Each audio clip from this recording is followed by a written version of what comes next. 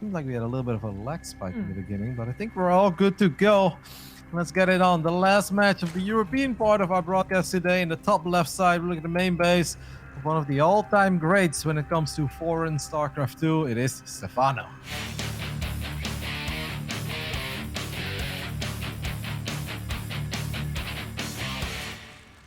Looks like we had a little bit of a slip up on the lobby, but I think you all know who this guy is and what team he represents. It's the Blue Terran, Team Liquid's uThermal.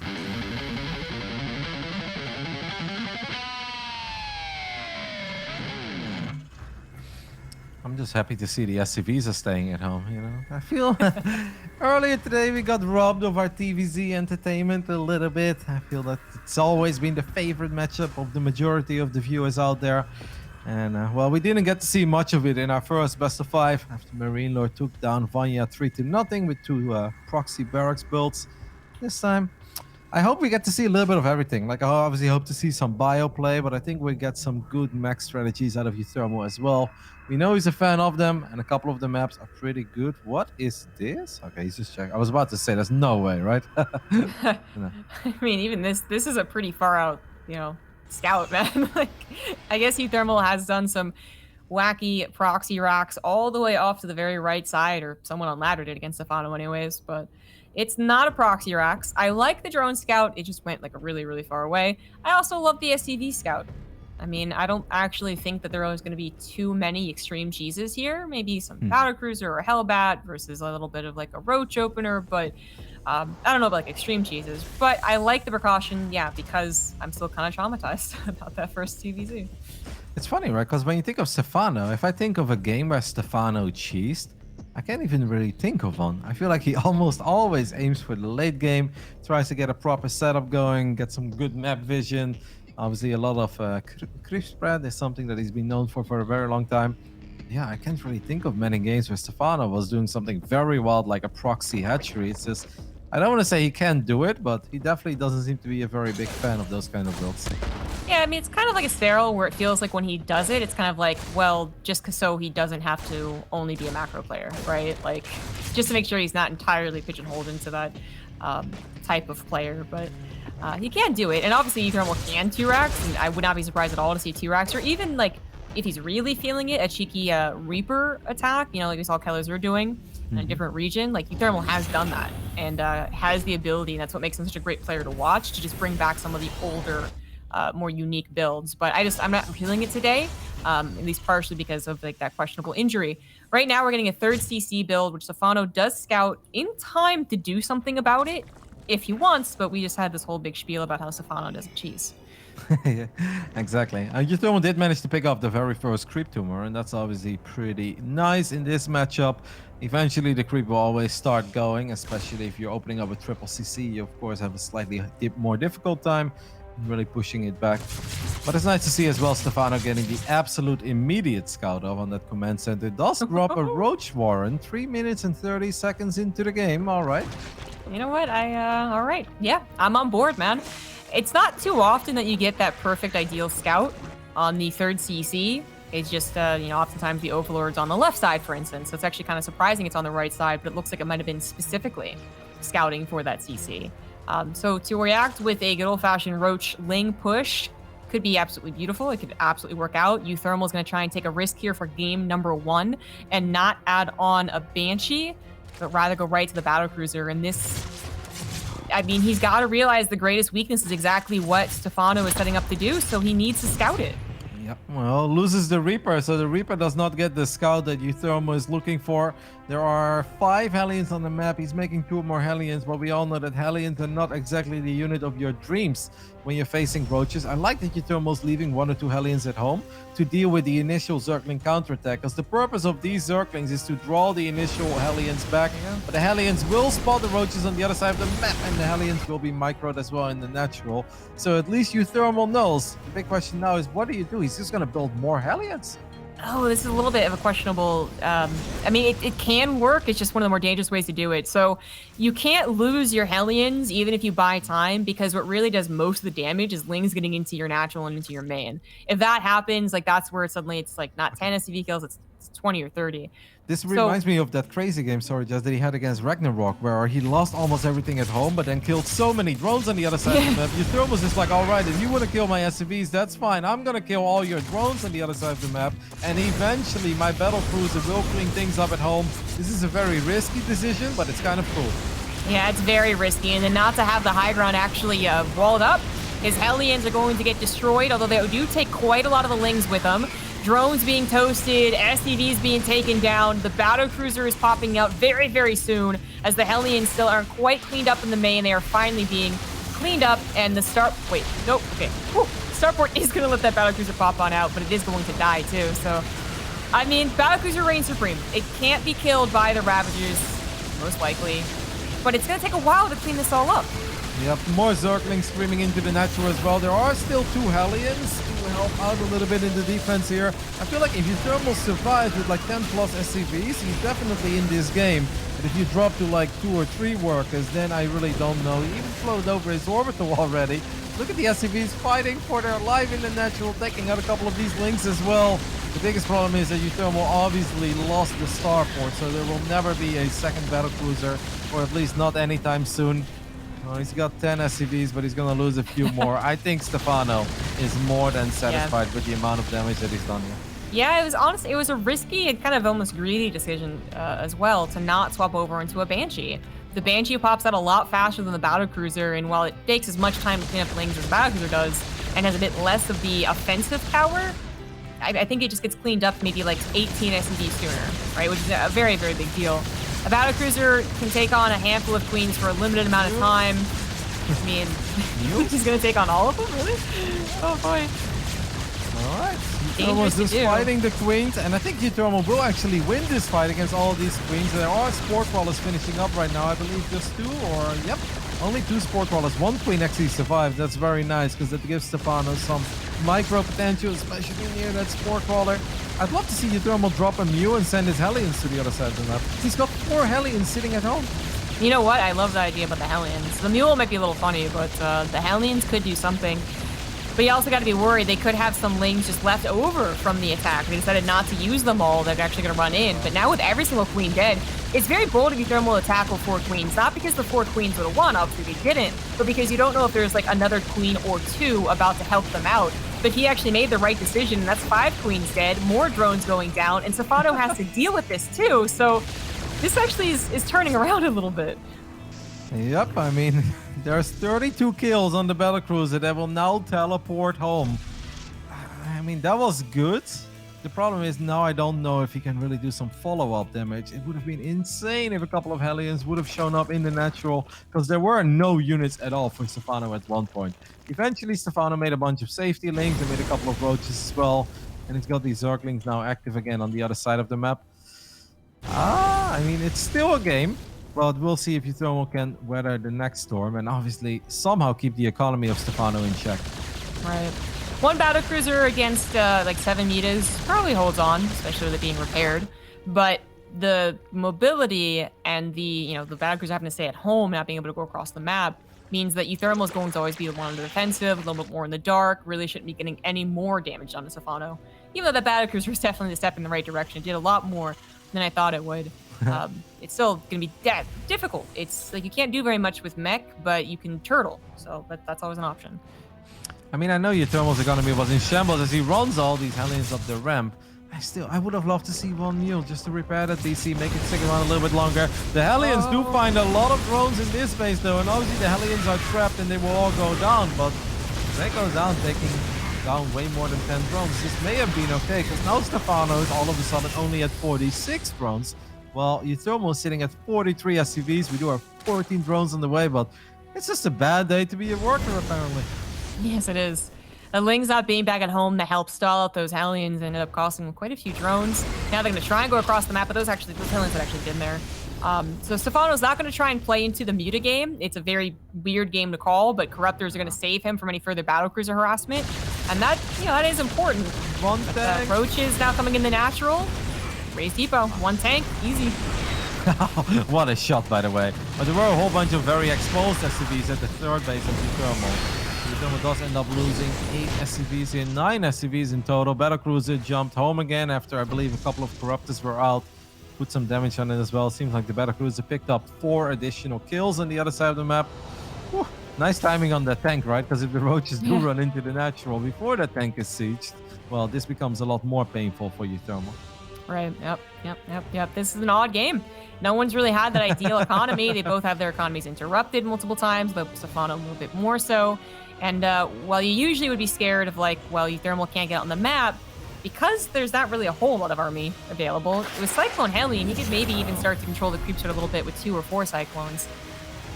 Is there anything out right now to kill it? Nope, waiting on the Cyclones. Yeah, there is one Battlecruiser that's full on HP again, but it's already floating to the other side of the map. But 2 Cyclones are about to pop, but this is pretty expensive, even just to repair it. A lot of lost mining time as well. I feel like if all the Corruptors would have gone for it, this would have been a lot harder. They had lost the range on it, so... But it did look kind of weird. I think like 2 of them didn't even do anything. I'm not sure, but... Yeah. Anyways, that's is an appropriate response is to lift and leave, and that cancels it eventually. But as you were saying, it's even a lot of resources to repair it. But we're moving on here, and Stephano might have gotten back up to 64 workers, but uThermal was not too far behind him. 3 CC just pump out SCVs very quickly, and without much follow-up damage from Stephano. You know, he never made Mutas try and hit any of the mineral bases. It was just Corruptors that didn't end up doing very much. His Roaches and Lings would be back at home because of nice Hellion control. Like, actually, Stephano might have a supply lead that looks quite good because he's making Swarm Hosts. Overall, it's not a terrible game for uThermal.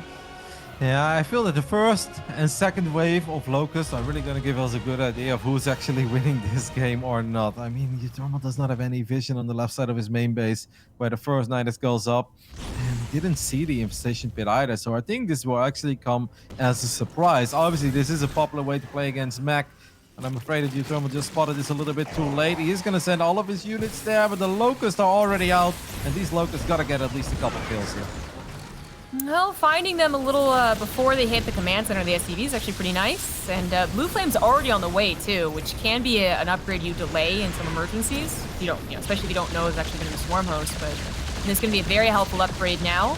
And while 7 SCVs went down, it's still 3 base with a 4th CC on the way. He now knows about the style of play and can try and find these Niduses a bit more with the help of the Battlecruiser. Has to be careful, though. Cyclone's getting a little bit jumped on there. Tank's not sieging up either, and Locusts are on the way, whereas Corruptors go over to the left side looking for that Battlecruiser. Yep, I mean, this actually went super well for Stephano because the Roaches got right on top of the Cyclones. I'm a bit surprised that all of the Locusts didn't pop at once, but now the Corruptors are going to try to get some damage done on the Orbital Command in the natural. They don't take it down. They got some damage done. At least uThermal is going to be able to smack this Nidus before it finishes up. But there's still that Nidus network on the top side. So all the Swarmos will just come out there and they're going to send forward a lot of Locusts. And I think this wave is really going to hurt. uThermal should send away all the SCVs. That is exactly what he does. He's catching some of the Nidus worms, but not all of them. So there's always that option that Stephano has some Locust through. So it's definitely not an ideal defense against the first minute and a half, 2 minutes of Swarm Hosts. Like, it's exactly what Stephano was hoping for. He actually extends his lead, takes a couple of trades with the army, as well as takes out some SCVs, some mining time. And uThermal, I mean, he still feels like he's got to roam around looking for Nidus worms with the roach numbers even giving him some trouble. Yeah, I mean, it looked good for Stephano, but on the other hand, uThermal never took critical damage. And is now actually getting a couple of little victories across the board. There is another wave of Locusts moving in. There is a Nidus going down in the main base as well. Well, that one would really hurt, because that would mean that uThermal is probably going to lose a couple of production facilities, or at least temporarily lose production on all of them. uThermal was not paying attention. This one is going to hurt Zombie Grub. He barely had vision on it, actually. It's going to be a supply depot once he cleans it up. If he cleans it up, all those Swarm Hosts and their Locusts in the main on top of production. The fight doesn't actually need to go in that poorly for uThermal, and his Battlecruiser's trying to do some harassment, but he's going to have to lift all his production centers. Maybe the Locusts actually aren't doing so much if uThermal's army is actually able to push through the middle of the map. It's such a wonky Terran army. It's a very desperate push by a mech army specifically, but he's trying. It's an all-in, but I don't think it's going to work. A couple of Banelings will connect with the army as well, but even before they do, uThermal has seen enough of game one. That was 15 minutes of both players just basically throwing stuff at each other and try to take down drones or SCVs. And in the end, Stephano killed a few more workers than uThermal did. Well done. That was actually a pretty fun first game. I do feel it's a classic uThermal response of like, all right, you're all inning me. You're going to kill my SCVs. I'm going to try to kill your drones. And he made it pretty close. He did, yeah, but there's so many... There's a couple different things he could have chosen to do, as well as the actual micro on the defense. Like, I mean, yeah, he could have gone over into a Banshee. That would have helped out a bit faster, but also the high ground not being walled off. I mean, whenever I see the Terran scout the roaches on the way, I always anticipate them to just take up all their SCVs from the natural and hole up in the main.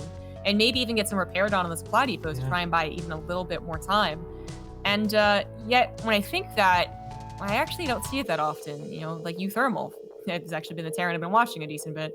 He actually does try and hold the natural or just leave the mining as long as possible, try and body block with SCVs like that. And I'm just like, is that actually the better way to go?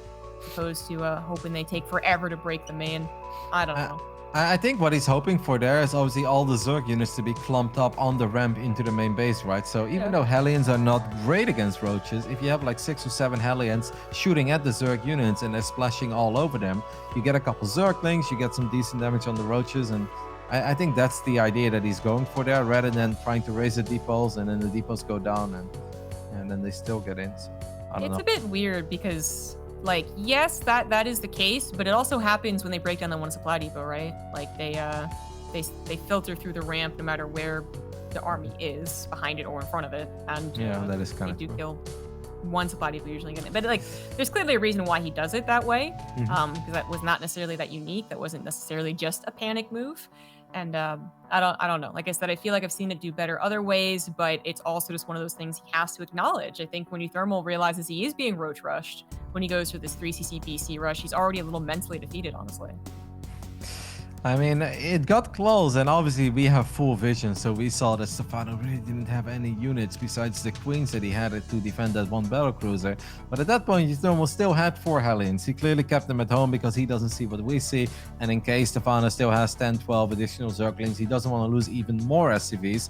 But looking back at it, if these Hellions immediately make their way to the other side of the map as well, maybe they can help out the battlecruiser a little bit in the fight against the queens. But above all, the moment the queens went down, those drones would have been very exposed again. And that is just a crucial phase of Zerg economy when they're hovering around 40, 45 drones. If you can knock them back one more time to like 32 drones, then I think it's a completely different game. So obviously that's not something uThermal could have been sure of. We did see that the opportunity was there. Overall, pretty fun first game. I'm at peace with it. More fun than we had with Vanya versus Marine Lord. You're right about that, yeah. And I do like Stephano's decision to go into Swarm Hosts. It was a good way of keeping the momentum from the early game going, as opposed to giving a mech player time to turtle up. All right, Pillars of Gold in the top right, down 1. He is uThermal. And in the bottom left side, up 1, our French Zerg player, it is Stephano. I do think it's cool they are still representing the tank toppers, by the way, of Nathanius's war chest team. Neither player was on that team, were they? I know. I was like, pretty sure Stephano wasn't. Yeah. It's hot over in Europe, right? You guys don't believe in air conditioning? I do actually, so I don't know if it was hot today or not. I believe it was cloudy, but I don't know. Man, the pictures from the California fires on my Twitter line today is actually just like real post-apocalyptic look. Like, that's questionable. So, anyways, like, I think that's the reason they're wearing tank tops, but maybe they just think it's fashionable.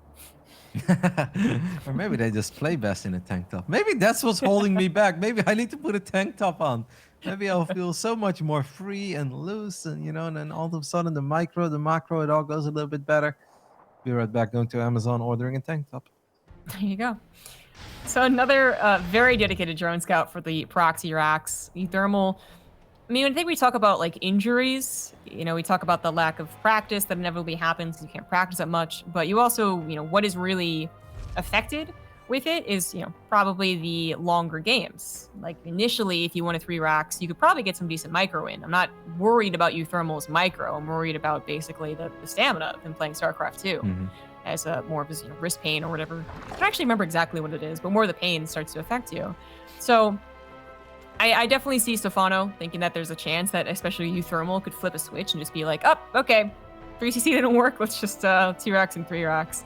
And that would still be a very deadly uThermal. But uThermal has been showing a little bit more preference for the mech game, a little less APM intensive. And I wonder if we'll see that again on Pillars of Gold, which I actually never really loved as a mech map, but then Terrans and Zergs told me, yeah, I see mech on. I'm like, oh, all right. I'm with you. I also feel like this map is just a bit too wide open, and it feels like there's a lot of very good ways for Zerg to avoid the mech army until the absolute last moment, and then they can pounce on it from multiple angles. So I am definitely on your side in that one. I want to give a quick shout out as well to the move that Stephano had, not with the first Nidus in the previous game, but the second one that was above the third base of uThermal. uThermal was obviously expecting the second Nidus to go up there after he realized he was a little bit late in taking care of the first one. So he ran his units up there, but Stephano didn't just Nidus, he also put 7 roaches there. And those roaches immediately jumped on a couple of cyclones, and they got 3, I think, very crucial cyclone kills. And if that doesn't happen, then maybe uThermal actually gets a lot more momentum out of his cyclones as well. But it completely reset the cyclone count, and I thought it was really cool by Stephano to bring the roaches there. Yeah, definitely was a good move. Like, if everything goes according to plan for uThermal, when the first Nidus room comes up, doesn't do a whole lot, second one gets denied, third one gets denied, and he's actually starting to bank 4 tanks, 7 cyclones, 8 cyclones. Yeah. They actually start doing pretty well because that's also attached to like 12 or 16 Hellions. So it's it does snowball pretty quickly either direction, honestly. But in that game, it was definitely in Stephano's favor. uThermal is going to be going into another Fusion Core build.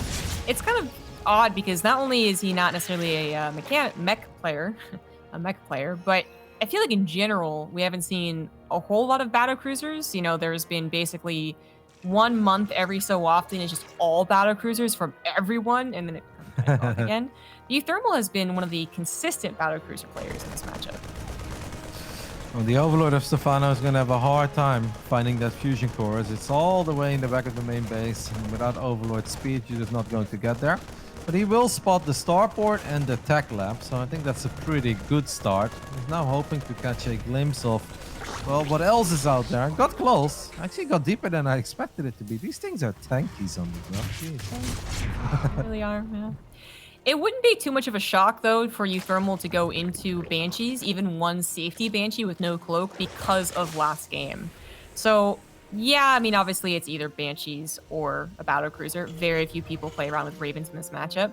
But it is still a question mark for Stephano. It is. Wow. And, what just... Oh, Liberator. Oh, okay. Yeah, I forgot about that. We saw it on the production tab, but we were way too busy talking about battle cruisers and following the Overlords. Kind of like, wait a minute. Did the Reaper just get 2 drone kills? How did that happen? You know, that's right. Close. But well done there by uThermal, getting some initial damage. It ain't much, but all of these little things do really add up in trying to slow the Zerg player down a little bit. So Stephano's going for a kind of, you know, what is now a normal, very classic way of approaching TVZ, a bit faster on that Spire potential, with the Lair finishing up. He doesn't know about the battle cruiser. I don't see that many Spore Crawlers. There's literally only one to deal with the Liberator, and maybe Stephano, I mean, whether it was Banshees or battle cruiser, he's kind of, you know, playing a little bit risky with this. Okay, he's actually in trouble because he just lost a queen against the Liberator since he was busy dealing with the Hellions on the right side. Sure, Stephano's doing a great job against the Hellions on the right, but the Liberator and the Battle Cruiser are wreaking havoc in the main base right now. And these drones are in a very awkward spot. That queen is in an awkward spot. What's the queen count? Okay, we have 7. They are on the way, and I guess they will save the day in the end, but not a bad start for uThermal, I'd say. No, not bad. I mean, yep, even getting a queen, another queen rather. It's not terrible. Battlecrew's still very healthy. And now, because it's less of a wacky game, like, he can work off of his scouting. He did not lose 30, 40 SCVs. So he is going to go into mech. It's once again going to be Cyclone with 3, maybe 4 battlecruisers. We've seen that kind of develop still. What number you want to actually end on. And Stephano's, you know, faster Spire will be great for an answer to the battlecruisers.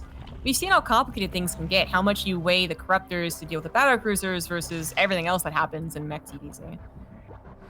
Yeah, I felt that got really scary for a split second, because obviously the main base and the natural are not completely connected by creep either on this map. So I was like, uh-oh. Stephano could potentially end up losing 10 plus drones here, but did a good job in keeping them around the spore crawler. And since uThermal is indeed planning on building more than just one battlecruiser, he wanted to make sure that he wouldn't lose it at all costs. And since this time he did jump it to the other side of the map, we very often see them just walk. There are a couple of banelings rolling into the third of uThermal. It's very random. And if that hit like 4 seconds later, that's a saturated mineral line, and those banelings do actually get some proper connections. Yeah, it's not bad. Spire is done. No corruptors on the way. Thermal has scouted that, so he knows that the option is already available, but they do need to bank up a little bit more to actually get enough corruptors. And uThermal's not comfortable on 3 bases. His upgrades aren't exactly super quick, but obviously neither are Stephanos, as he heads into just continuing on with the melee upgrade. 7 queens is enough for now, but obviously a couple of them are going to get Yamato. Well, we're gonna need it to transfuse. Seems like it's not going to be enough. There's no support collar. It's just finished up all the way at the bottom, but it's not really helping these queens out yet. Where are these corruptors? Can they hurry up already for Stephano? Yeah, that's actually questionable. So 7 queens have gone down, so that's on top of the 2 from the earlier attack, and now 11 drones. I suppose it could have been much worse, especially if the corruptors started coming out 1 apiece. But yeah, losing so many queens. And the nice thing as well is that even though these queens are being rebuilt, obviously for uThermal, is that they won't have that much energy. So you're not facing one of these scenarios where you got 6 or 7 queens walking around with 200 energy, and even the Cyclone lock-on doesn't take them down because they're just being healed up by each other. So I think all of this is pretty nice. It definitely feels that uThermal's got some proper momentum going. Look at the creep spread being pushed all the way back into the third base as well. You gotta be loving this if you're uThermal. Gonna be an okay trade as Stephano realizes that retreating also gets his roaches lost. Try to jump on the last cyclone. uThermal is gonna add on. Is that the 4th battle cruiser? Yeah, as I said, it continues to develop. It used to be 1 if you're going bio and 3 if you're going back, but then I don't know, it was like what was it, a Here Marine game or maybe a thermal game actually. But we're 4 battle cruisers. So that 1 extra battle cruiser really added a lot, so that the Zerg ended up being constantly imbalanced on the corruptor versus ground army ratio. Like, just didn't quite have enough.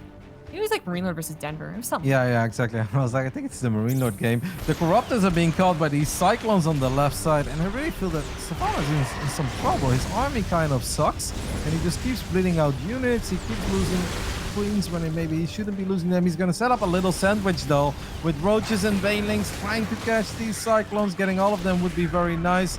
And I think he's going to be satisfied with 2 for now, as the battle cruisers are heading towards the base of the bottom side. Corruptor count is at 9. I feel like if you're Yamato, you can actually just fight if you're uThermal here. Yeah, it's about to be at 13, but that's still a bit questionable with the Yamatos included. A couple of queens helping out as well. So, okay, uThermal is going to try and take the fight. I don't disagree. Just micro each individual battle cruiser.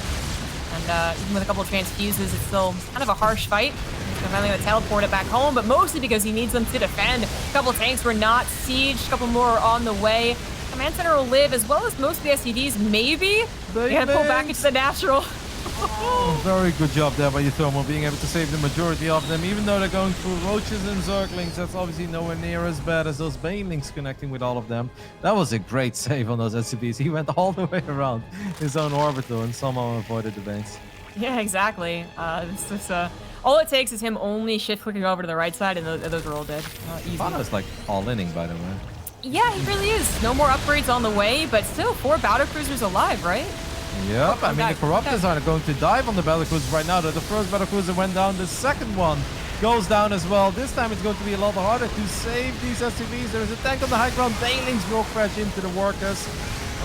Additional tanks on the way. That is quite a bit of Zerg, but with the tanks in these strong defensive positions, maybe just get the orbital, right? I feel like the orbital is a realistic target. Hello? Yeah, he didn't grab that one. He grabbed another one that was making the would-be 5th, but the 3rd might actually hold on. We'll see about the Corruptor ability, trying to take that out. Oh yeah, that's gone. Never mind. Yep. I was like, maybe Stephano won't notice, but he did. So that is a 3rd gone, and now it is back down to just 3 bases. uThermal turns his 4th/5th into his 3rd orbital again. I gotta say, Stephano really is making something out of this game. I wasn't really feeling his position at first. He felt like his economy wasn't as crazy as we expected to be. And now all of a sudden he gets a proper amount of economic damage done. The queens are in a super awkward spot. I don't think there's any saving these, but did a good job not taking too much damage at home, and he's up 21 now. I think it started off with the awkwardness. It started off with uThermal not really being prepared for the first fight. I mean, his Cyclones had to, they couldn't really be micro because they're so surprised. They're already getting killed, basically. So there's no more to help out with the Corruptors. And one of the battle cruisers had teleported back really weak, right? And I think that was the first one that went down very quickly. I didn't even notice it. So if he had 4 battle cruisers that are healthy, with the Cyclones protected even in the natural, you know, maybe the tanks died, but they're protected, he probably just picks everything up and just moves back into the main and just, like, holds, right?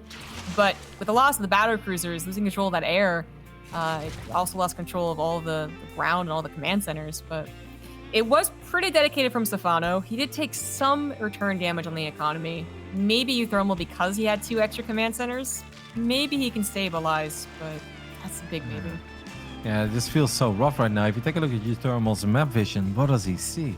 Sees absolutely nothing unless he sends a couple of Hellions out, but the last time he tried that, they just got greeted by Zerglings and Roaches on the right side, and this is obviously not the way you want to be playing mech. Like, it's okay to be kind of on a strong economy, but the 3-base economy is not exactly the dream.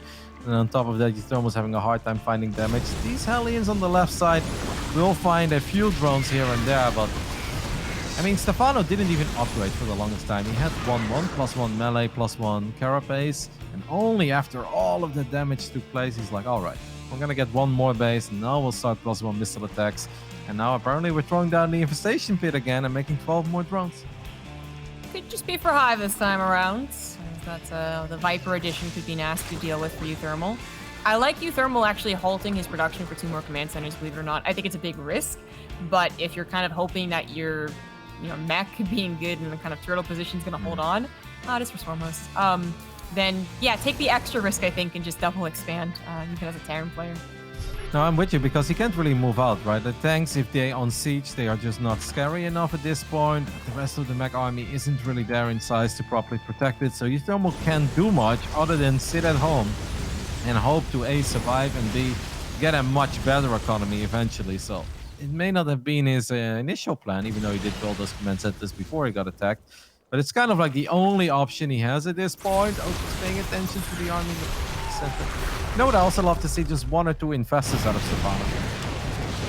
Yeah, a couple fungals could help clean up the Cyclones, which are now trying their best to be fearsome. It's not that fearsome of an army, but because they have that mobility, they have a lock-on ability, it's very good. Corruptors did try and get a kind of sneaky kill on top of the command center, but they didn't do that. They have just drawn away most of the army, most of the Cyclones at the very least. Tanks, they're actually not bad in numbers, but they're not very well protected. Although Stephano ran in here, not with just the choke against him, but he was actually kind of clumped up to the left. Yep, everything was very clumped up. The Locust came in at a very awkward moment as well, right when all the Ravagers disengaged. That wasn't the best fight for Stephano. The good news is he's got 81 drones, so he should be able to try that again. But uThermal may have looked at it as like, hey, I feel like you just lost a lot. Let's see if this is my moment to do some damage on the other side of the map. But there are so many units on the way already, Zombie Grub. Whoa, what is he doing? What? That was a very bold forward attack with the Cyclone and the Hellions. Okay, so he's going to move over to the left side. I was just worried because he's about to lose his tanks. I mean, 5 tanks alone aren't that scary, but if they're supporting the Cyclones, then that is actually really nice. And uThermal did lose a couple. He is now regrouped. He's got a little bit of harassment on the right side. He's picked up his command center, trying to float it away, but he actually needs to land it now, but also focus on the attack, and that didn't work out. GG. Wow. Stephano takes the 2-0 lead in the players of DreamHack SC2 Masters fall. And I mean, we said he's not cheesy, but he's definitely being a little cheeky in these first 2 games, because these are not just regular pressure attacks. They're pretty damn committed. We'll see if uThermal can turn things around after this quick commercial break.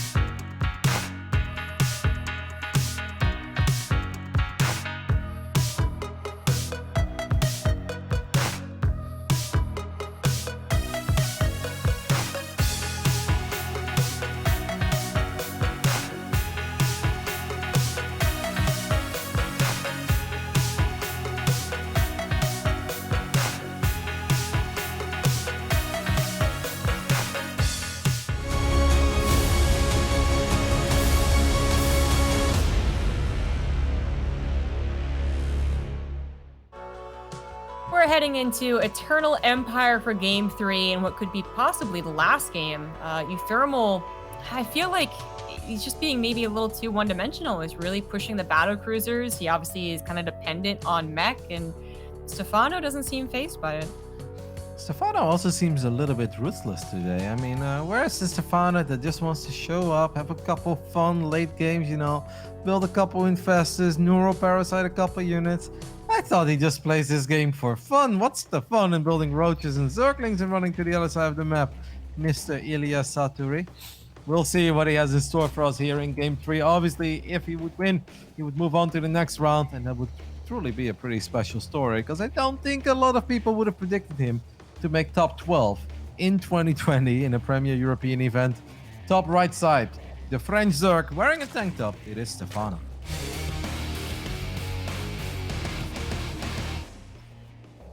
In the bottom left for Team Liquid, he is uThermal.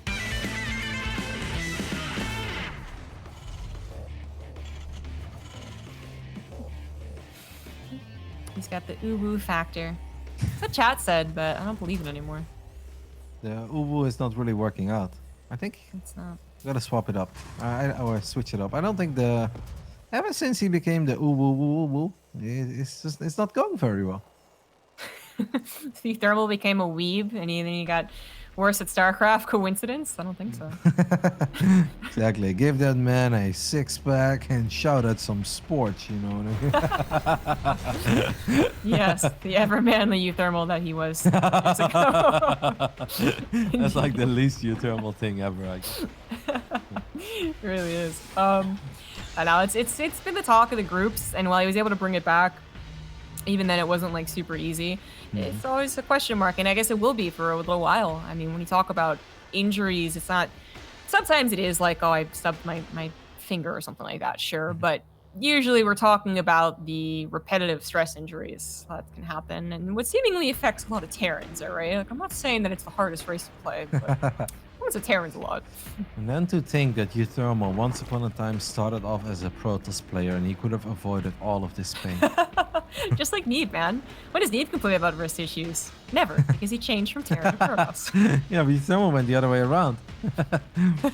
It's funny though, because the other day, I think, when they asked him about his biggest regret, I think he said that he didn't pick Zerg, but that's kind of funny because he played both Protoss and Terran for a long time, and he's like, you know what? I wish I was a Zerg. Yeah, well, who doesn't when you see Raynor and Cyril raking in the big money, right? Wow, at least the Reaper picks up a drone kill here. That's a little more than we normally see. Obviously, that's kind of the jackpot. I know that once you are watching pro players against amateurs, you might see the Reaper get like 2 drone kills, but at this level, I think 1 drone kill already feels like an absolutely amazing start.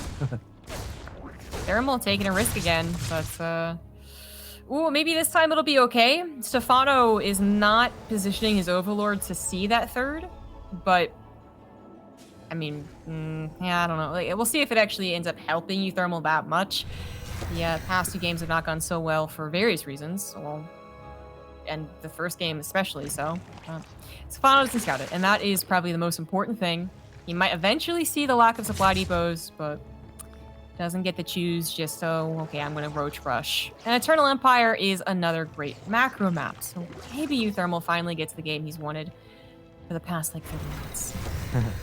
Like, obviously, Stephano has won mostly on strategy. The first 2 games just got himself in really good positions, had a good read on what his opponent was doing, and even though he was very committed in his attacks, got the job done. I am pretty impressed by his mechanics still. We know that he has periods where he plays a little bit less, then all of a sudden he starts streaming again every second day, and then we know that Stephano's playing a bit more again, but he's definitely looked pretty good in some of the crisis moments we've had in this best of 5, where it's like he needs to do damage, but he needs to defend the Hellions at home, he needs to keep track of any other additional units moving out, and it feels that he never completely fell apart. He never lost 25 drones when he didn't have to, so it's been pretty impressive in that regard. Okay, yeah, I don't disagree. Stephano has looked overall impressive, but yeah, a lot of it is off the strategic decisions made. And in this game, he is not going to be going for any particular fast Spire, but actually right into the upgrade, so 2 evolution chambers. uThermal, I'm glad to see not going for a fusion core. I don't think I hate battlecruisers right now, but sometimes I second guess even myself from like, when's the last time I've seen battlecruisers really do amazing? I guess some of the Marine mode games, but I guess the War Chest Team League has me, scared. I hope for Unitanius is not listening, because he'd be incredibly upset right now. Bro. Yeah, that's true. It would. Oh, we finally have a bio game. I mean, even though Eternal Empire has that nice setup for a macro game, we don't actually see mech too often here. I mean, macro doesn't necessarily mean mech, but I like this. I think that he has a strong chance to actually push Stephano hard with bio. If he can, basically, if he can do it, if the risks allow him to do it, then yeah, that old uThermal can pop back.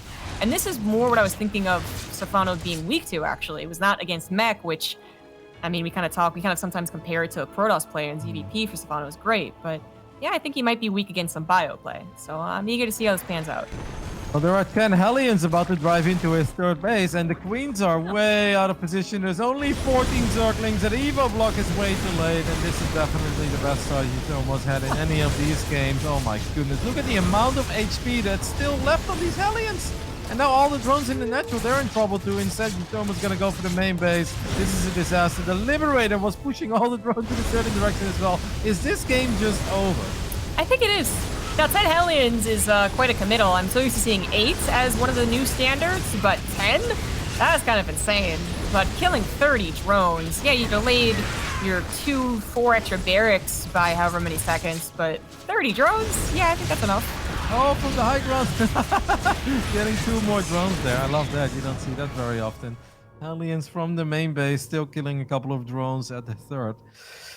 Yeah, I mean, Zerg does produce workers a little bit quicker than the other races, but how quickly do they produce 32 drones? Yeah, that's not that quickly. And while the drones are being replaced, the 4th base is not being set down. I mean, even a Baneling that's he has going to struggle to start centrifugal hooks. He does, and I think that's a good priority to make. But no 4th base, no additional layer tech, and while uThermal's push might be a little bit delayed because yeah, he made 4 extra Hellions in what is the standard of 6. He's still going to do a pretty well-timed push. Combat shields 1-1, a couple tanks, possibly right onto the 4th once he figures out which one Stephano has taken. Do you think Stephano knows he's playing against bio? I'm a little worried he doesn't. He saw a tank hit him, and then maybe not a whole lot of Marines were actually seen with those lings, so... I thought he saw a couple of Marines standing there near the orbital, but he may have just thought that those were the initial links. But yeah... Maybe Fast Hive, like a very old style of Zerg, very desperate. I have the feeling that Stephano really has no idea what he's facing. Even though he does have 1-1, obviously, on the Zerglings and the Banelings, but only starts +2 Carabase. Now it does go quick Hive indeed, but wants to go Ultras? Yeah. 16 army supply right now. Yeah, really fast Ultras. The Hail Mary Ultras haven't really worked in a while. I mean, they were the thing to do back when like Snow White was first released, but... it's been a while since that's really helped out. A lot of Terrans, especially when they get to do their macro, no problem, which is pretty much what's happening right here. They're pretty quickly adding on 4 CCs, second factory, but then also 3 barracks that all have tech labs. And it's like not the biggest weakness. You don't just purely have Marine tank. Especially because you can kind of sniff it out, right? uThermal had built missile turrets thinking that mutas would be on the way. And in maybe like 30 seconds, he'll go, wait, where are the mutas? And probably scan the Hive. Well, he's already sending all of his units to the other side of the map because he's like, wait a minute, I've got 16 Marines on creep. I'm pushing creep all the way back into your own natural. I'm taking this on like a watchtower and I still don't see anything. So maybe I should send a few more units because if you're afraid of 60 Marines, I wonder how you would feel about 45 Marines knocking on your front door. And Stephano just has absolutely nothing here. He's got 8 Banelings. Yeah, that's not a lot. GG. uThermal strikes back, funnily enough, with mechanical units for the most part, but not actually playing mech. The 10 Hellions were a big surprise. I didn't even realize it. I mean, 8 Hellions probably also would have done the same job. Someone was just simply unprepared, but uThermal took a bit of a gamble, making that many Hellions, and it was absolutely correct. Stephano did not have any idea and not enough units. Did a very good job in pulling the Queens out of position. I don't know what was distracting Stephano, but clearly there was a Liberator in the main. I believe the Viking was sharking around in the natural, or was actually chasing one of these Overlords that was down like a watchtower or something. But all the Queens left the third, left the door wide open, and by the time Stephano saw it, you could see that he was trying to build a desperation Evo chamber to at least buy some time for himself, but it was too late. And at that point, it was always going to be bad because there were 14 Zerglings to deal with 10 Hellions. Yeah, good luck with that. Yeah, exactly. If they're all together with the queens, like on a ramp, on a choke, like, yeah, okay, fine. But it's, as I said, it's also a big surprise. So uThermal probably not going to get away with the same type of opener, giving him that much success anyways. But I do think that was pretty critical in giving him back momentum, giving him back confidence that he can actually do this. Next up is going to be Golden Wall for game 4, which I'm feeling it a little bit better now. Like, uThermal has got some steam going. Like Golden Wall, actually, I've seen plenty of great uThermal games in Golden Wall. I think it's pretty good. Yep, I'm a big fan of his 16 Marine drop opening on Golden Wall and then into Mac. Yeah, the no stim one. Yeah, that one is actually really cool and worked out a couple of times. But Stephano might be aware of that build. Obviously, it's a really big series for uThermal. His tournament life is on the line. uThermal had a fantastic run in DreamHack SC2 2 Masters summer. Made top 4 of the upper bracket, and then when he fell into the lower bracket, he did lose against Hero Marine. But that is still a top 6 finish. If uThermal would end up losing this game or the next game, it would be a top 16 finish this season. So that's obviously not what he's looking for. No, it is not. In the bottom right, as the blue Terran starting the comeback, he is uThermal.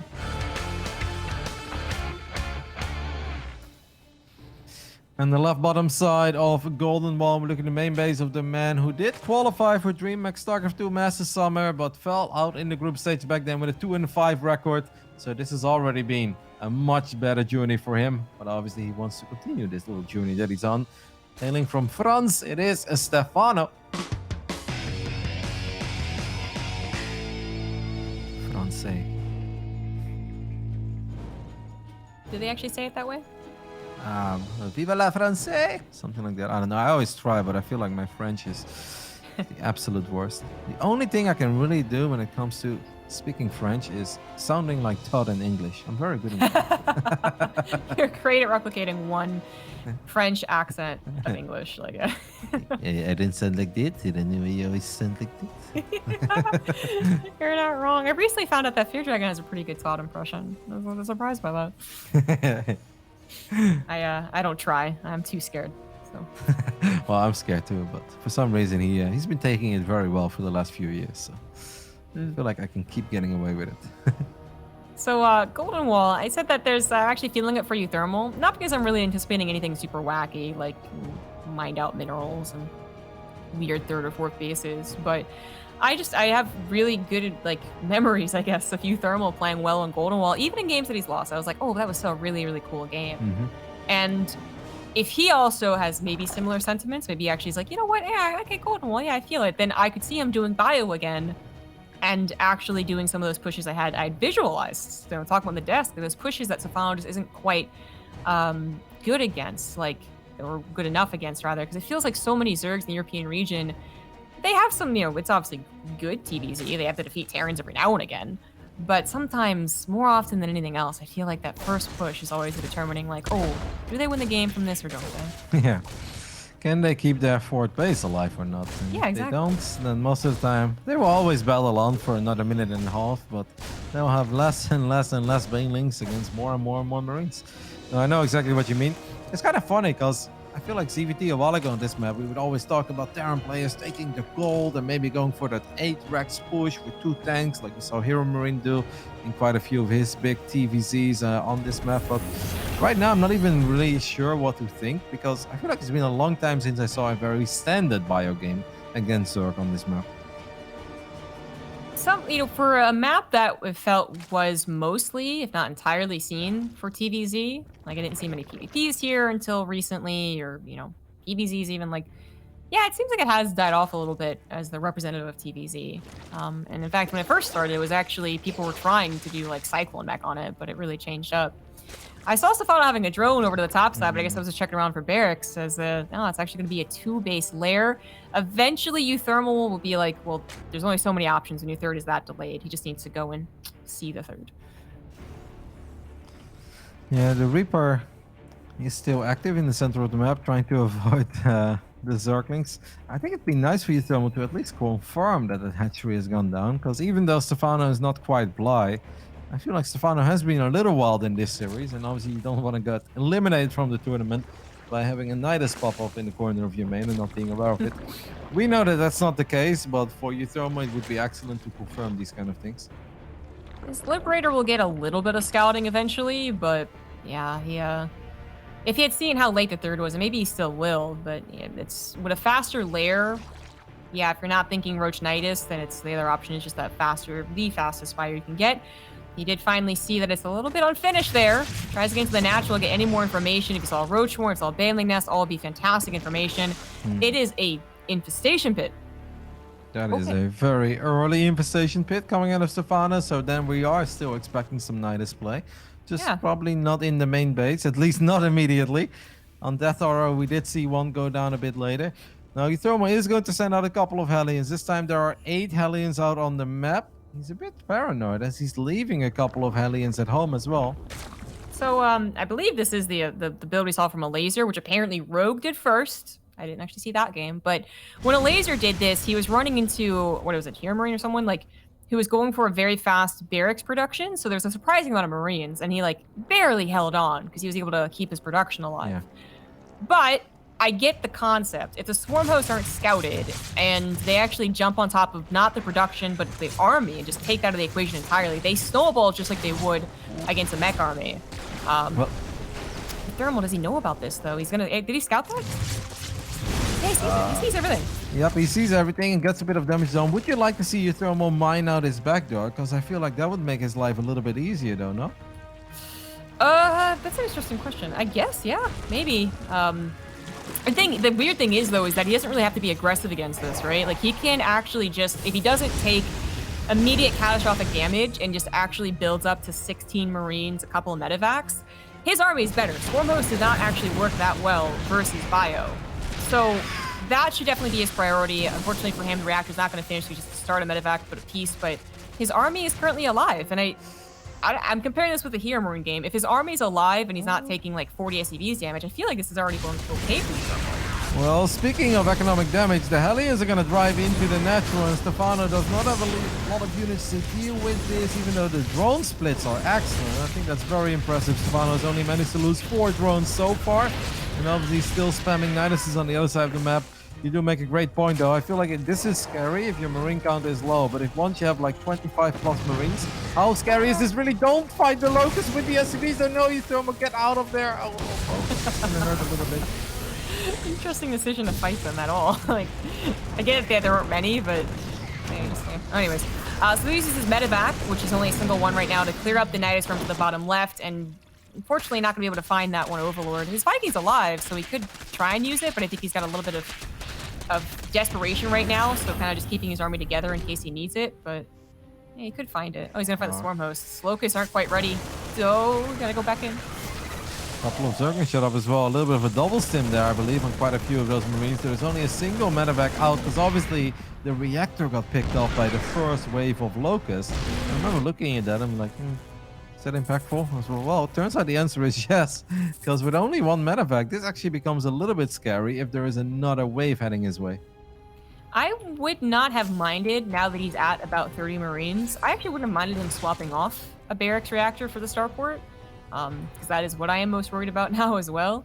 But it looks like the really scary part of this game seems to be kind of over, which is like, do you take the army damage plus the SCV damage, even production damage? And he didn't really, but he has to follow up for a cleaner follow-up than what a laser showed us, which is going into a 1-1 Roach push, it looks.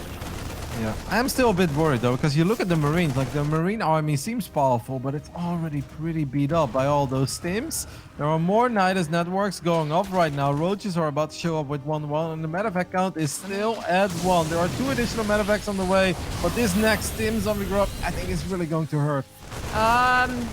Yeah, that does hurt. I mean, not a bad idea to use it against the Locusts, actually, instead of letting them just run after you, but it's always scary because we know how many Roaches are back there, but I think we also know what can happen when those Marines don't have a lot of health. Suddenly, 30 Marines actually all one-shot by a bunch of Roaches. Kind of silly. Medevac counts aren't going to get higher, though. The reactor is finally done. He's been finding the Nidus ones for the most part, and he's even jumping on top of the Roaches now that he can really feel confident. Yeah, great catch on that knight at the bottom, which you actually didn't see at first. The Marines were on patrol. uThermal was confident enough to send two medevacs full of buy units to the other side of the map. Now that is perhaps a tiny bit questionable, because he really doesn't have a lot at home. Now obviously these Marines do have an insane amount of potential on the other side of the map. It's hard to deal with those kinds of attacks if you're just working with roaches and swarmos, but this also means that his economy is still not really going at home. Yeah, I may need disengage. Yeah. Double drop and the third. This is what uThermal was. I mean, it's powerful. It's very powerful, but it's also risky. And it looks like it is going to work out. So the risk is worth it. Nothing really back here to hold on to. Queens go down. Third hatch is transfused, but it's still going to be target fired. A couple more Marines would have been able to help kill it a little bit faster. Oh, those 4 Marines that were left in the medevac would have killed that. Well, the other queen could have dropped the transfuse a lot quicker than it actually did. I feel like both players perhaps missing a little opportunity there. Stephano's army supply has really exploded. Now, of course, it's very deceiving because it's a lot of roaches and a lot of swarmos. As uThermal does know about another knight is not working. He's going to find all the swarmos. Can they actually make it? Well, if you ignore all the locusts, then you're going to take a pretty big beating as well. Oh my goodness, I don't know what's happening, Zombie Grub. I don't know if losing the tank was actually worth it. I'm still more worried about the roach numbers. Even though the upgrades are even and all the upgrades are done, like combat shield and stim for the Marines, the roach numbers can be surprisingly effective, and this is without any tank support. Medevac count's decent, but the Marine count, I don't know if it was actually high enough. He's maybe taking this fight, though. Are there any tanks anywhere? Don't they have siege? Oh my god! Yep, there were 2 tanks stuck behind the eBay, but they just didn't siege up. They're getting big shots off right now, though. Crossbow will take care of one of them. Another Nidus goes up in the face of all of these Marines. uThermal will be able to shut it down at the last second. I mean, Stephano is obviously really all in. Noble Zerg likes to build roaches on 48 drones. And I think uThermal, even though it wasn't all pretty, has stabilized for now. You know, that thing I was really worried about was his third base was like never really mining, it felt like. I mean, it's finally doing so now. But I feel like he also could have made his life a bit easier by just taking the back base. But then again, defending against all the Nidus Storms could have been difficult. He's going to try and hold on the gold base now. Locusts are available this time, and 1 tank was corrosive bile down, so this is actually the only tank he has left over. Another tank does pop out in the nick of time in a pretty prime position, too. Could really help out, and the Marine numbers have really grown. It's at 32 Marines, 8 medevacs as well. And that might be enough as long as he can avoid the locusts, run away from those, and engage back on top of the roaches. And I mean, obviously the 2-2 upgrades are on their way. Stephano never started his 2-2 upgrade, so 2-2 Marines are going to have a fantastic time. Look at this, even with 1-1, they're just stimming into the Zerg army. Like, all right, if you have no locusts available, I am not afraid of those roaches and ravagers. And this obviously is just going to get better and better for uThermal. You do make an excellent... Oh my god, they just picked up 2 tanks in a medevac with 4 HP. I know there isn't much that shoots up, but still, that scares me. Yeah, right? Wouldn't mind a single drop, but I don't also think it's quite necessary. Yeah, I don't know. We'll see. Nidus Storm's going to pop up in the bottom left. Not that uThermal can really know that. It's not truly threatening. There's still a tank there. That's so funny. Oh, you're right. There is. Oh my gosh. Ford says he has to be canceled. Pretty awkward spot to put that in. Takes care of the tank. uThermal, he's going to stabilize. Like with 2-2 upgrades, his army is now so good against these roaches. It's kind of silly, but got to be a little worried about what Stephano could be doing behind this, or if Stephano just runs his army into an army he can't actually beat. I don't know about that, Stephano. Yeah, that was a meat grinder. He did have a couple of locusts getting on top of the SCVs during all of that, so at least 9 workers went down, but that was an absolute bloodbath if you... If you're on the side of the roaches. I mean, Stephano finally starts his secondary upgrades, but they are obviously so far behind the upgrades of uThermal. The only thing that Stephano did really well is just kind of preventing that gold base from truly ever mattering. But right now, it feels that uThermal really has done what he needs to do to secure that base, keep mining from it. And I mean, the Marines right now are already a problem. Imagine after mining from the gold for a minute straight. Yeah. Armory's not really a primary target anymore, so +3 attacks are already on the way. Armor would also be nice, sure, but attack's definitely a priority. A couple of supply depots with hats on them go down, and that is supply blocking uThermal pretty bad. You know, uThermal's had that Viking in the same control group this entire time, and it's not a big deal, but if he finally lets it go, and if you start clearing up some of the overlords, planting down these Nidus worms. Well, Stephano's actually going to go for some tunneling claws and roaches. And maybe he feels like that's his way back into this game. I think obviously Stephano has a hard time realizing like what the economy from uThermal really is. about, as he does run into a couple of Marines on bottom side. Stephano's probably hoping that uThermal is super broke, that he's like, oh, barely scraping by, that he's like a 30, 35 SCVs. We know that's not the case, and even though Stephano does have a minor worker lead, like, he needs a way bigger advantage if he really wants to win this game with just roaches, especially being down in upgrades as well. Yeah. uThermal isn't really prioritizing tanks at all. He's just gonna have a mass amount of Marines, which is probably gonna work, but Yeah. tank count only at 4, not bothering to build any more. No second factory. I'd like to see more mobility, more harassment with double drop to the north and a single drop to the south. Stephano, I mean, his options to defend are kind of limited, but he has pre-split the army as best as he could. And he's still going to try to get some damage with the Swarmos on the other side of the map as well. But even just 16 Marines, especially once +3 kicks in, is going to be so difficult to deal with. I mean, since uThermal is basically building mass Marines, he's got 80 Marines on the map at this point. As we see a couple of them being unloaded in the main base, and they are going to snipe a couple of drones. I wouldn't mind seeing a couple of infestors. Like, I know Stephano, I want to say, isn't that rich, but he's actually at 2200 minerals. Oh, Roach is getting scanned over here as well. Yeah, there was a single missile turret. I guess he noticed the graphical upgrade at some point. I didn't see when the Roach actually kicked in. The Roach tunneling claws kicked in, but he had a missile turret right in the middle there. So he clearly saw it. Excellent defense, and that probably won't work anymore. Oh no, the Swarmer's in a bit of trouble as well. uThermal's still going to try to find some damage on the top side with his Marines. A few more drones do get picked up. Stephano was actually sitting on a lot of minerals and quite a bit of gas as well. I think he got a bit scared after losing a bunch of drones, losing a bunch of roaches, so he remaxed on roaches. But we do have that hive attack finishing up, and now the Ultralisk Cavern is very close to finishing up as well. If Stephano can get a couple Ultras out against a Terran player that's basically building Marines only, that'd be super scary, but I don't know if uThermal is going to give him the time to do that. And uThermal should also be adding on more barracks for tech labs. Like, he's got the economy now. It was a questionable game from, up until this point, basically, but with the 4th CC now finished, yeah, I would be surprised if he doesn't have them on. He's going to drop to the south and the north and a push through the middle, so this is going to be really difficult for Stephano to take no damage anywhere. I mean, I think he's going to take a lot of damage everywhere, actually. I think he's going to lose the fight, take damage in the natural, take damage in the third base as well, and I think he knows it. The first Ultra is on the way. Chitinous plating is more than halfway done. If Stephano gets 3-4 Ultras out, maybe a couple paintings as well, there is a chance he wins the fight, but he's really being pushed back right now, deep into his own natural, and this is just not a fight he can take yet. I love the idea of the tunneling claws to get underneath the tanks. At least he got around them for a big surround, but he's really waiting for those Ultras to help out, but they won't quite have chitinous plating. I mean, it's only 2 Ultras. Like, I think even the Marines can burst that down. Stephano has lost his economy. Base in the top left. He's kind of getting cleaned up, I guess, in the main, but what about the main push? The claws are actually doing pretty well. Find a couple of tanks. Literally a couple. 3 go down. But what about the rest of the Marines?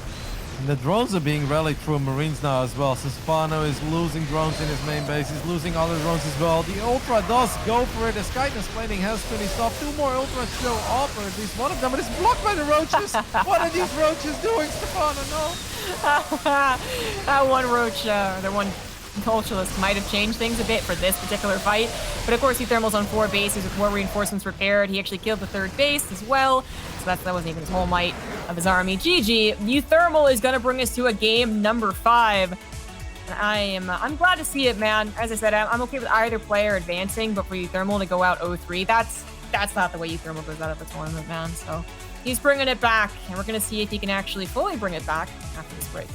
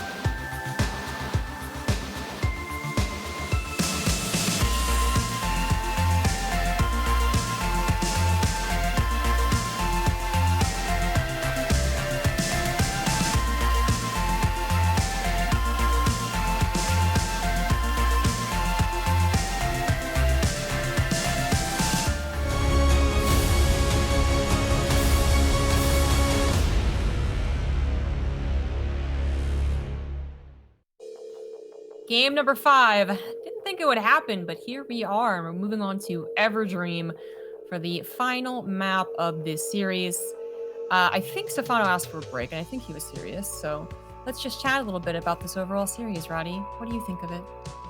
I feel like it's been a pretty strange and weird best of 5 so far. It didn't really have a lot of like steady rhythm or pace. I mean, first game felt pretty all-in-y. I mean, was fun. First game I think was the highlight for me. At least they both killed a lot of workers, and uThermal was almost dead, and we kind of started believing again. Second game just felt a bit weird. I felt like I didn't really love Stephano's build, but then he actually hit a really clean clinical timing. I don't know if that was also because uThermal was a bit out of position perhaps, or realized too late what was actually happening, but I don't know. And then we just had that previous game on Golden Wall, which, well, what to really make of it? I mean, uThermal did a very good job in obviously not taking critical damage from the Swarmos, and that's what it's always about. Like, you can take damage from Locust, just don't start dropping like into the 20s when it comes to your work account, and then take a fight against Locust that you actually can't win. So it's been fun, but it's been a bit weird and kind of, I don't know, off rhythm for me. I get what you mean. I can't explain it much better than off rhythm, but I get you. The last game in particular was like, I can see the power of the Swarm Host build, but that's the second time I personally haven't seen it work. But it wasn't even about the first Swarm Host, actually, for me, that scared me the most. That is probably the most scary point. But it's later on when the Terran starts to underestimate it, because that just kind of feels like a style that basically Terrans scoff at. And then they get hit by Locusts and Roaches, and they go, oh no, I didn't actually have enough. Like, I probably would have won this game, but I underestimated my opponent. And it was, for me, it was constantly just like, oh, is uThermal going to do that? Is uThermal going to make the one exact wrong decision to fight and then lose the game? And it kind of almost happened once or twice, but he did take control. And when you get to a certain supply as well, I think it's going to be a lot easier as you just start dropping everywhere, which is what uThermal's good at. So I'm glad to see that he's gone back into bio, even though it, I don't know, honestly, it might be more painful for him, like literally. Yeah, I think there were two funny moments where one time he caught the Swarmos above his natural, and then he started chasing them down before they could make their way into the Nidus network. We're like, yeah, that's a great play. But then the Locust did land. They're like, oh, hopefully he doesn't lose too many Marines. And then there was that early game funny interaction where it's like, okay, the Marine count is high enough, but there is one medevac, and a lot of these Marines are low on HP already. If they stim again, they're one hit away from dying. But fortunately for the Dutchman, none of that really ever went wrong. The top right side, he was down 0-2. Was almost out of the tournament, now completely back in it. Wants to make it into the round of 12 again. Representing Team Liquid, it is uThermal.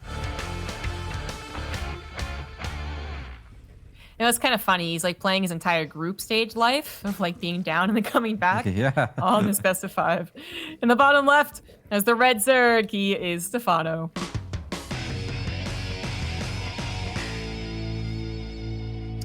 I mean, there have been a couple of StarCraft tournaments in history where one player was like multiple times on the verge of being eliminated, actually should have lost like certain game 3s or game 5s, right? It's like, no, he's dead, this game is over. Then somehow makes a miraculous comeback, wins that game, ends up winning the entire tournament. Maybe uThermal can have a truly magical run here where we just keep thinking he's about to be eliminated first in the group stage, then the lower bracket round of 16, maybe round of 12, and he just eventually goes all the way. Who knows? Is that not just another iteration of Replacement Man? You know, like he's actually here in the tournament, but doesn't do well in the beginning of the tournament, and he does better later on. That's what he's known for, 4 years ago at this point? Was that he came in as a replacement for a player. Yep. Wasn't available anymore and actually won the tournament. Yeah, I don't know who he replaced, but he replaced somebody at the Intel Extreme Masters Shanghai in 2016 and then ended up winning that entire tournament, taking out Neep in the final. We'll see if I can find. I can look that up for you real quick. Oh, I can't believe you don't remember it. My God, Roddy, you're getting old. I am. Anyway, for a while after that, he was known as Replacement Man because I think he also like did it. He replaced someone in like one of the bigger online cups as well, and ended up winning that too. So it was kind of a meme for a little while, but he's got many nicknames over the years. Both these players playing since basically the beginning, with obviously Stephano being more of the legend. Obviously talking over the first 2 years, but he's never really been a bad player at any point. Honestly, for a while, it was just like his one weakness really was ZVZ. Otherwise, his ZVP was like really, really strong at one point. Yep, a lot of the other Zergs in Europe said as well. It's like, no, Stephano's like an absolute beast in ZVP, but Stephano just couldn't really show it. Then again, if you're going to European circuit events, you can't really be surprised that you're running into Zergs, right? It's like, it'd be quite magical if you could make it to the semifinal of a tournament while not playing any ZVZs. That hasn't really ever happened. When the entire playoff bracket at all those WCS events back in the days was purple pretty much. It's like, well, yeah, you're gonna have to play some ZVZs, mate. That's kind of how it goes in this scene. Yeah. Now, Waddy whispered it to me, by the way, but I couldn't even really understand what he said. But yeah, it was Pilly back then in 2016 that couldn't go to IEM. And then uThermal went, and he won. Mm-hmm. Actually, kind of touching on the last point you made was that Stephano, you don't usually get to X amount of X stage, right, without facing Zerg. This is one of the reasons that Stephano's victory would actually be really cool. It's not just because, you know, in general, Stephano doing well is amazing, and he did a lot better than the previous season, but this actually is a bracket with no other Zergs. And while he's kind of fixed it, like, I don't think it's his, like, absolute 100% weakest, like, because honestly, some of those EDZs in the past were a little bit questionable, but he's kind of fixed it. It's still not where he feels most confident. So if he were to win here, it's actually not that much of a stretch to say that he would continue moving on in the playoff. I believe the winner of this series will move on to play Showtime, though, right? Yeah. I mean, I believe in Stephano's EVP, but I don't know if I believe that much in it. Anyways, we'll talk a little bit about this game here on Everdream, which is almost opening up with Hellion Banshee. This is obviously, I think, the most traditional opening in TVC. People were doing this many years ago, and it's still quite popular. It really comes down to execution a lot. You often won't get the jackpot with this opening, but it's all about map control and keeping your opponent in check. And if you can find some damage, that's awesome. It's quite safe. If Stephano was going to gamble and hope that uThermal with another 3CC build, he would have actually been on the opposite end of the first game. He'd actually be in terrible trouble. And then it does feel like whenever Terrans do throw this out, their ability to get some drone kills with double Banshee, it's actually kind of, it felt like it's gone up in the last year. So we'll see if that can happen. One Banshee usually isn't the trick. This one's already not great. Yeah, I feel like more often than not, they're saving up double Banshee now, right? Instead of just showing the first Banshee. Now, obviously, there are some moments where the Spore Crawlers aren't done yet, and we're like, go with your first Banshee. What are you waiting for? So it's obviously a bit of a gamble. But this time, uThermal did decide to go for it. He's getting a little adventurous with his Hellions here, but Stephano is playing definitely a lot safer this game. I would say that he even has a excessive amount of Zerglings. Yeah. Like, on the Eternal Empire, he had 14 Zerglings for 10 Hellions. Now he's got 35 Zerglings for 6 Hellions. So.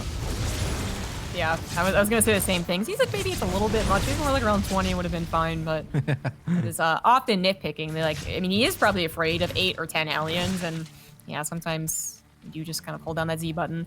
Double Banshee, this is where we see sometimes even 5 or 6 drones go down, but it looks like Stephano is already on top of it, so that's actually pretty good for him.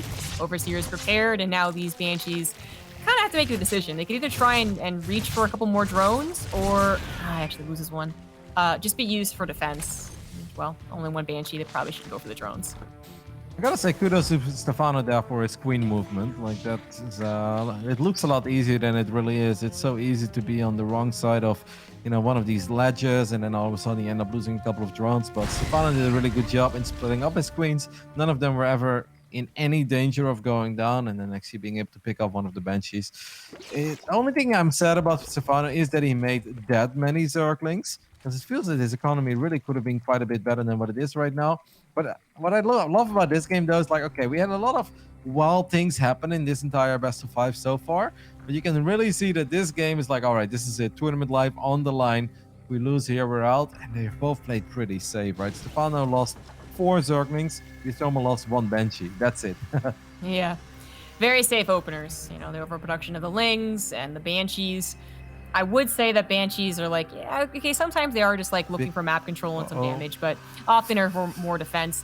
Worst possible time for uThermal to move out as the Lings move in. Stephano is going to find a lot of SCV kills, and uThermal actually, I think, even just grinned to himself, like, well, of course that happened. He did have some reinforcements in the natural, but I think he was hoping the Lings end of the natural, not the third.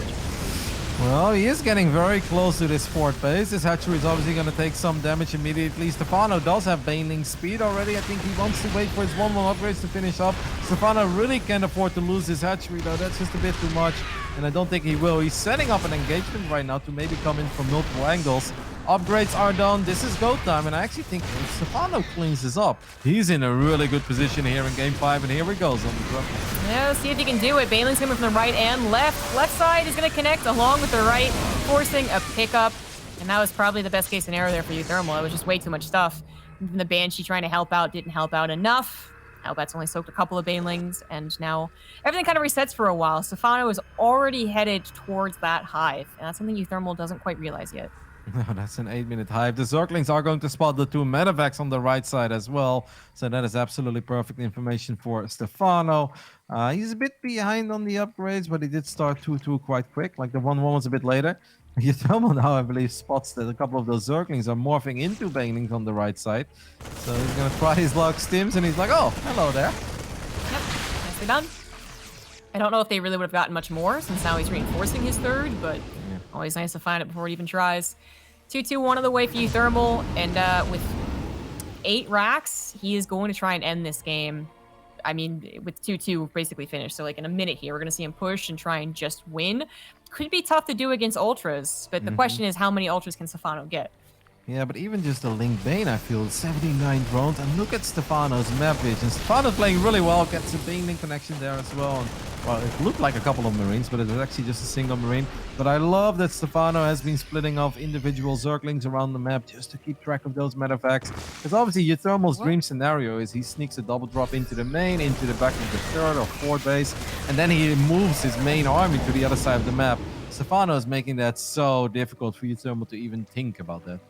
I was a little scared there for a second that Stephano was going to do something really weird and go for Greater Spire, because that would have taken so long, and then I think that's when the 8 rocks actually hits before it, but...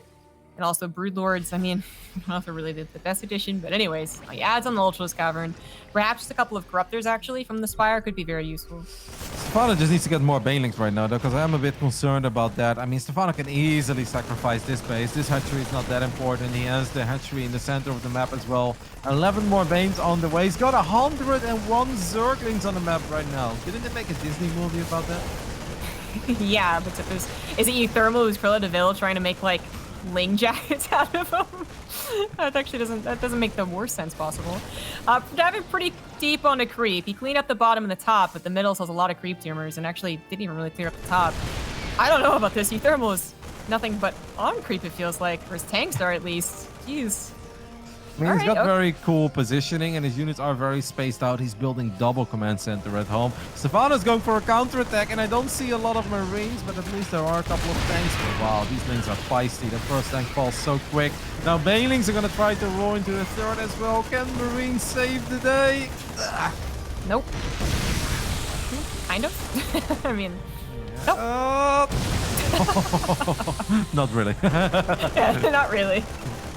Yes, absolutely, but not really. Main base is covered by a bunch of Lings, but as uThermal is not totally all-inning here, he actually built extra command centers. I do wonder if we're actually going to go into a drop phase. Like, I don't know. I feel like Stephano usually would be sending everything forward to try and defend against this, but it's a little more complicated than that. These Lings aren't cracklings yet, but if they were, that command center ought to be dead. Yep, now all the Marines are on creep though. The medevacs are too far away. Good splitting in the end. I feel like uThermal did the best he could have done there. But that obviously means that his tanks are very exposed as well. Now Ultras are on the way, and uThermal never started 3-3 upgrades. That must be a mistake. I mean, I know he's been a bit broken all, but I mean, is there anything more important than having 3-3 on your bio units? Not really, but it's also kind of a weird situation where I'm pretty sure he didn't want to expand here. He wanted to do an 8-racks all in, but... Yeah, and he remembered to build command centers. He didn't really remember to build upgrades. Ultras taking on this army alone could be a bit questionable, but it's just pure Marine Marauders only now joining the fights. Planetary is probably not going to finish. You actually have to lift it. The Banelings collide into it. He lifts it at the last possible second. He took down a lot of Ultras for that and saved the command center while also dealing some damage to the top left. I mean, that could have gone a lot worse. And only losing, I want to say 5 SCVs right when I say that somehow the Banelings were left and got 4 more kills, but I'm totally with you. It felt that could have gone a lot worse, but obviously these Ultras not fully upgraded yet, and the Zerglings are still waiting for their DreamHack lens and stuff as well. It maybe felt that Stephano got a little overeager there, and he's like, let's just end it. Didn't manage to quite end it, but I'm still obviously loving Stephano's position here as he's up 34 workers. Oh my goodness, that's so many. uThermal kept losing SCVs, yes, but I didn't feel like his priority was on rebuilding them. It's like he kind of got stuck in an all-in mentality, and even as he started to move away from it, he didn't entirely move away from it. Yeah. So it's turned into a really weird game. Well, more SCVs are about to fall. 2 of them went down. There are a lot of SCVs here in the natural. Baning should go to the left. What? Okay. Blow up the eBay. At the same time, another big fight near the planetary. That's why the Baning movement is so weird. uThermal is dropping the top left during all of this. And Stephano is actually going to take care of that with his entire army. Obviously, he doesn't really have any NTI yet. But I mean, getting a base is nice. But when you're left with 35 SCVs, I don't know. And the other thing is that it feels like all of his command centers aren't quite hotkeyed. Like, he could be rebuilding SCVs. Yes, it costs him a pretty penny. He doesn't have a penny to spend, but I feel like he could have rebuilt SCVs a while ago and been in a bit of a better position, but it has actually just been him losing too much every time because he can't rebuild it. I mean, yeah, and those 2 command centers near the third have been command centers for so long, right? Like, they didn't just finish up. They could have been orbitals a long time ago. And they are not. It seems like uThermal was desperately trying to find some damage somewhere, but Stephano has left a couple of Lings and Banes in the main base for the entirety of the game. So well done by Stephano, and Stephano's army is getting more and more scary. It's 6 Ultras out right now. A couple of Corrupt is going to help out against the Medevacs. More Banelings rolling into the mineral line. uThermal can't catch a break. Loses the orbital as well to the Banelings. Unfortunately, his replacement right there. It's a bad times for uThermal. He might have been able to stabilize if he had ever gotten his SEV count back up into the 50s even. You know, definitely would have been like in the 60s, but even the 50s would have put him in a better position. But he's just constantly taking damage, economy and army-wise. Doesn't even have that great of an army, really. There's got very little splash. And that's 3 tanks. Just 3 tanks. He's kind of hoping that Stephano throws Ultras into a choke, and then maybe he could take a decent fight. This is an army you like as a Terran player 9-10 minutes into the game. 15 minutes into the game, you'd love to see a couple goals. You'd love to see a couple of Liberators with advanced ballistics. They would definitely make the life of the Zerg a bit more difficult. Right now, this feels not even like a fair fight. Ultras and Zerglings, they don't give a damn as they just run into these Marines and Marauders. And there is a planetary, but even that planetary doesn't look very scary to me. No, it doesn't. I mean, I guess Stephano can't really tell if there's 3 tanks or 6 tanks protecting it, so, you know, caution is probably better here. He's definitely in the winning position. Yeah. And Banelings coming from the other angle. They're actually just going to go for the natural. If I was Stephano, I would just try to take down a couple of these tanks because they have been very exposed. Just like there's no more SCVs to kill Stephano. Leave them alone. Kill them. Yeah, right. uThermal finally was getting up to close to 50 and then lost 9 SCVs again. But uThermal's, I mean, I thought he was dead at 120 supply. He's back up to 150, and the army supplies themselves aren't that different. So it's like, okay, maybe but his army like a really sucks, good fight, right? Like his army. Yeah, it does. I guess because Stephano is worried he'll be like chasing back into a choke. Like that's why he doesn't want to end game. I mean, Ultra's great defensively, kind of questionable sometimes offensively. Same City works against him so well, but I do agree. I think uThermal army is not very good. I understand why it's scary though. Yeah, of course. And obviously, tournament live on the line here. Stephano's playing a very important game. It's been a while that Stephano is this deep into a tournament, Premier tournament, when it comes to the European scene. So obviously, you don't want to throw away a game off 3 with a terrible engagement. But Stephano's been maxed out for quite some time. He's got a lot of money in the bank. And I think he knows that this is just starting to look better and better. Seems like Banelings are kind of missing the Marauders there, but they will. I mean, you don't really want to use Banes to deal with Marauders, but I think at this point, Stephano could even do that. Yeah, I think uThermal is even prepared to sacrifice them against just pure Baneling, but realize they're being microed. Another Baneling run by, trying to get the SCVs. He didn't really ever remake them, so it's now down to 37. 37 workers against 93 drones. uThermal's army supply is better, but his army type is questionable. It's got to be off creep. It's got to be in a concave. Hello? And there it is. Those 4 Ultras just dirt past the bio army. Yeah, I mean, Ultras are better when they fight. I do know that much. Oh my god, Stephano. This was a train wreck of an engagement so far. He's like, all right, let's regroup, let's rebuild these Ultras, and let's try that one more time. Stop, he's moving Ultras still into an army of creep. I wonder if at this point uThermal really is gambling that he can build a maxed out army. Like he's just saying, I hope I can win the maxed out army. I don't think it's actually going to happen, but we're going to watch it try and unfold here. Banelings are being prepared. How many do we got? That's actually the only banelings being made. Yeah. That's not that many. That's actually kind of concerning. Yep, a lot of ultras did just pop. More banelings getting caught there on the top right side. Oh, Stephano, why are you making this so complicated on yourself? Does he still have larvae? He's got 17 larvae. He's going to morph 30 banelings. I mean, Stephano is obviously super rich. A couple of banelings going down there to the splash from the Widow Mines. Stephano is still counter-attacking, but this time with like 5 Zerglings. What is this game? uThermal gets this game. I don't even know, man. That would be a pretty big throw. He takes out 2 bases, some amount of creep spread, and actually still manages to go back into a choke. The choke could work out well here, but the amount of banelings finally back up into the 30s and hitting from multiple angles. There's no splash. All the Widow Mines were left on the left side. And by all Widow Mines, I mean like 3 Widow Mines. Yeah, I don't think we had that many. uThermal's microing his heart out, but the stims are really hurting his army, and these ultras this time, I feel... Oh my god, Stephano just like... He's so indecisive in this game. He's like, shall I not? It's like, well, you've got 12 Marines with 10 HP. I'm out of here. I'll take the orbital command instead. It was almost saved, but there was a burrowed Ling that stopped it from landing. So uThermal's still on 3 orbitals and a planetary, but you know, he lost the orbital in the beginning, so he doesn't really have any replacement. He is still close to maxed out, so he's going to spend 400 minerals on another command center. This game apparently is not over yet, as Stephano can't kill uThermal, apparently, but uThermal definitely can't kill Stephano. No, on creep, it's just impossible. And especially with the bank that Stephano had as well. I mean, Stephano has done a good job in losing a lot of resources. This is a proper Zergling counterattack, though. One of these tanks is finally going to go down. And Stephano is going to go for the planetary porters one more time. Banelings crashing into the bio.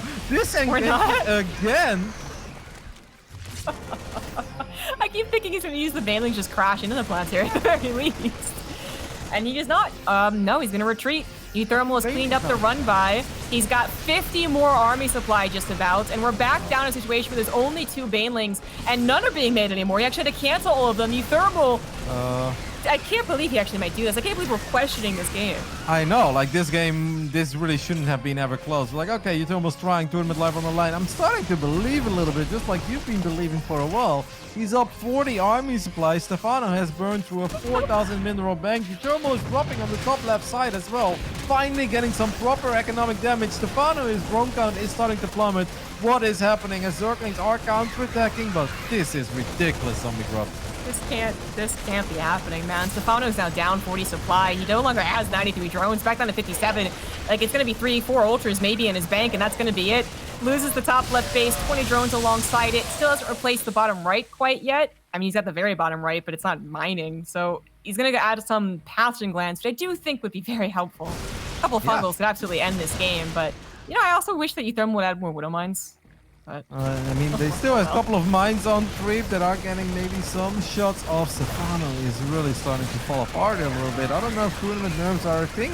Maybe it's like it's been a while since I've been playing games this deep into a tournament, but he's definitely starting to fall apart a little bit. I mean, with the amount of gas that Stephano's sitting on, even though he's not very rich mineral-wise, he can make 5, 6, 7 infestors absolutely no problem. And they'd be amazing, right? Because there is no counter to fungal at this point. Yeah, just dodging and weaving, which, you know, the scans have obviously been lacking because A, he's always been at 35 workers, and B, there's still a lot of creep spreads, but he's actually finally using the scans. He managed to get another command center up and running. 9 infestors are on the way. That could end the game, absolutely. If all of these units are stuck in place against ultras, that could win. But if they're scanned, uThermal might prepare a different type of attack and actually counter or micro against them at the very least. I mean, I really believe in just pure Marine Marauder at this point after the engagements that Stephano has given us in this game. Like, at first I was like, okay, he's playing it safe, and then I was like, okay, that was just kind of questionable. And then I don't even know what has been happening, but units lost resource types. Stephano has lost 17,000 resources more than uThermal. And this is not against a mech player. This is not somebody sitting there with advanced ballistics, tanks, and sensor towers. No, it's bio. Stephano has lost 18k more against pure bio, but yeah, there is no answer for the fungals. Do you think uThermal can ever get Ghost Out? Is that a possibility? I don't know. I don't know. I actually just don't. Like, maybe? Oh, burrowed He doesn't infestors, know by about the way. these. Oh my god, this could just end the game. Oh, the drama is just going to collapse here. It's going to be over. The Okay, infestor on burrow. Let's the fungal. That is sick. Very well done. And there is another infestor on the right side, Zombie Grub.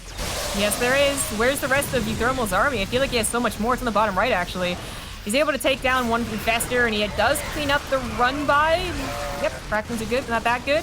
As well as drop towards the top left. So, I mean, this game is still going to happen, though. Like, that fungal was very, very good, but uThermal still has 20 more army supply, and the Baneling count is at 1. Yep, and he just took out a base for just a couple bio units. If there's one thing uThermal has enough of, it's bio units. That was pretty much the only mining base of Stephano. Because, like, the naturals obviously dried up. The third, well, there's like a couple minerals left. Stephano basically just lost all his mineral income. Okay, this game is beyond ridiculous. uThermal is moving out. I hope that uThermal has a couple scans available. I'm taking a look at his orbitals. He does not. No scans available. He scans one time. That's it. That's the only scan he has right now. He's building a missile turret.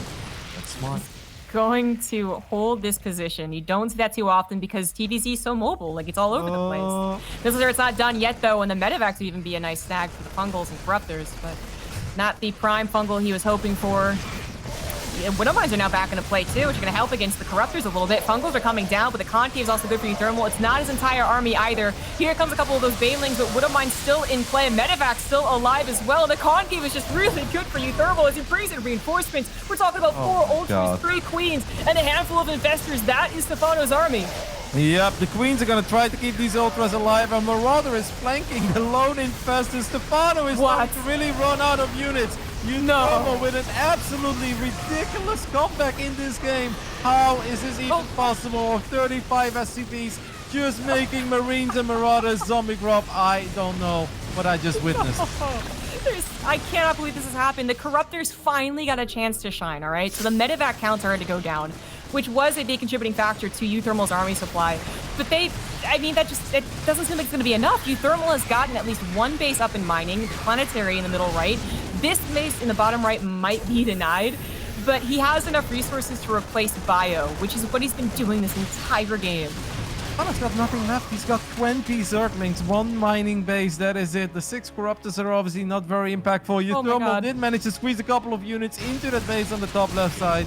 So Stephano is losing a few more drones. I mean, he's got a few more than he can really spend anywhere at this point because he's got like 1 base and he's going to try to go for some long distance mining. But there is no money anymore for banelings. There's no money anymore for ultras. There is money for apparently 10 more infestors. Okay, but I mean, what are they supporting? 17 links? Oh, it's so close. Like, I mean, can you Neuro the Terran army? No, he doesn't have Neuro. Oh, this game is bananas. Those Corruptors didn't take out the bottom right, by the way. Like, uThermal just lifted and left, so he has 2 bases mining now. He's been on 36 workers, I kid you not, for like 15 minutes. Like, how has he brought this back? I think he's done it, man. Like, cracklings are good because they can, do surprisingly well against non-splash, but he can't even get that many cracklings. Nope. It's 1 base economy for Stephano. It's just this 1 base is mining on the top left. He's going to try to retake the center base. I'd love to see Stephano maybe try, I want to say, get 2 infestors to the bottom side and just land a fungal on that water line, right? Like, why the hell not? That'd be pretty good.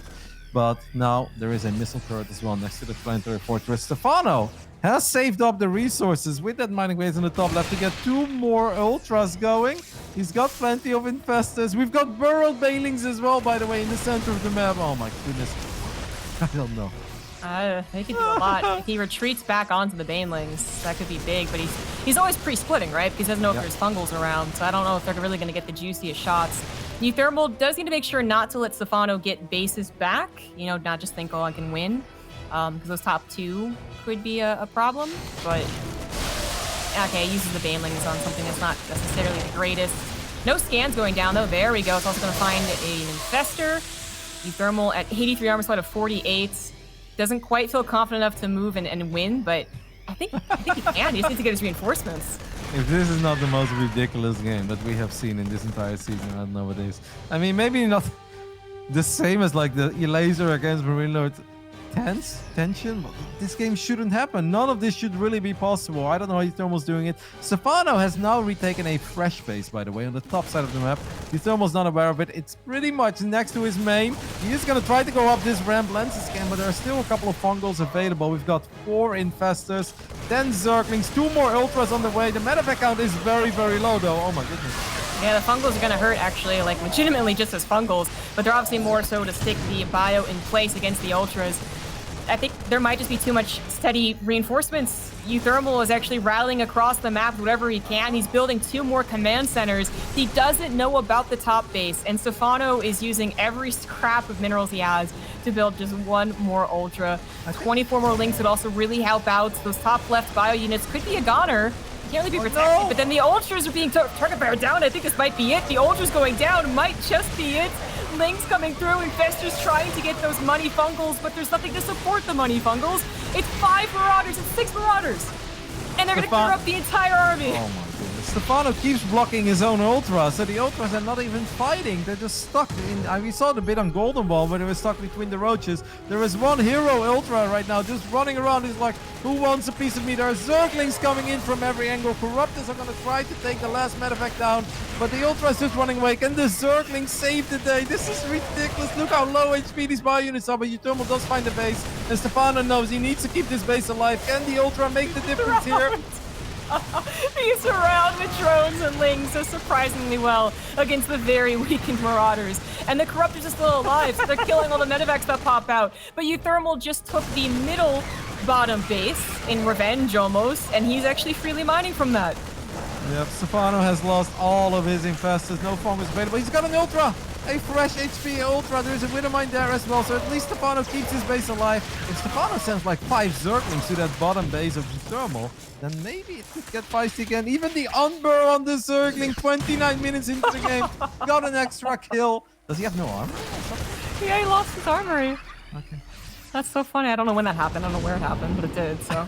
It's a game that comes down to zerglings against marines. Oh my goodness. Oh, that was a risky move. Well, risky slash, I guess, desperate. Like, he made an orbital. He couldn't afford a planetary. And, well, that will lift. It is burning. Middle top base for Stephano is not going to be mining for very much longer. His top left base is actually getting mined out. Yep. We are talking about some of the last few minerals for Stephano to even have. Can we get the hatch? Yes, the Marines do get the hatch free, and that means Stephano's economy. If it wasn't in shambles yet, it really is in all the shambles at this point. And this game is so ridiculous. I can't, man. I can't. This is like, I feel like uThermal just with the Marines are pretty good units, right? Like, his economy's been barely good enough to reinforce, but man, Stephano, he's really making things work with single ultras and a couple of lings here. Not going to find the base. A nice protection in the little gap between the mineral line and the Vespian geyser, but he's trying, man. He knows he needs to deny these bases. Yep. Corruptors are going to take care of this medevac. The zerglings will get the surround of the Marines. Take a look at uThermal's bases, though. There's still a lot of minerals left on that fourth base, and obviously bottom right, it's getting a little mined out, but still plenty of units to work with.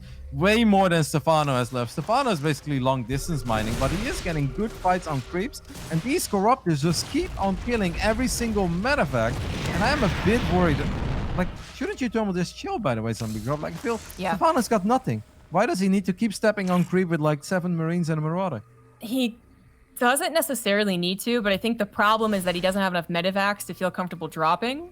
So he feels like his army has to always be out and doing something, is my guess, right? But he definitely needs to get more medevacs. I mean, right now he has a severe gas problem, and like his middle right base, for instance, doesn't have all the gas taken. He's only just now building on his freshest base, the gas geyser. So like that has been a problem for him, but he's now even mining from his usual 4th or 5th. Okay, but that's now his like 10th. That's what's happening in this game. I mean, at this point, uThermal has a 52 army supply. He's got a much, much better economy. Stephano doesn't really have any options to expand anywhere. Stephano needs a magical fight and then also deal economic damage. But there are like no overseers. Well, there's 2 overseers actually. Can we get? He has to be careful with that. I don't see a way anymore for Stephano. If you can't do it with 92 drones and all the money, how are you going to do it with 21 drones and no money? Yeah, right, yeah. Yeah, I mean the Corruptors really have done some serious work in this game. You know, they didn't look like the MVPs when Ultras are going down and Wings are going down. It was so much about the bio on the ground, but I think they're a big reason as to why Stephano has hung on this long. But now uThermal finally taking that chill pill, is doubling, tripling the overall supply of his opponent. Now bringing everything into the attack. Stephano not going to tap out even at the sight of that much bigger army, but I think he knows the end is near. This game has been insane. Stephano has lost 70,000 resources. GG.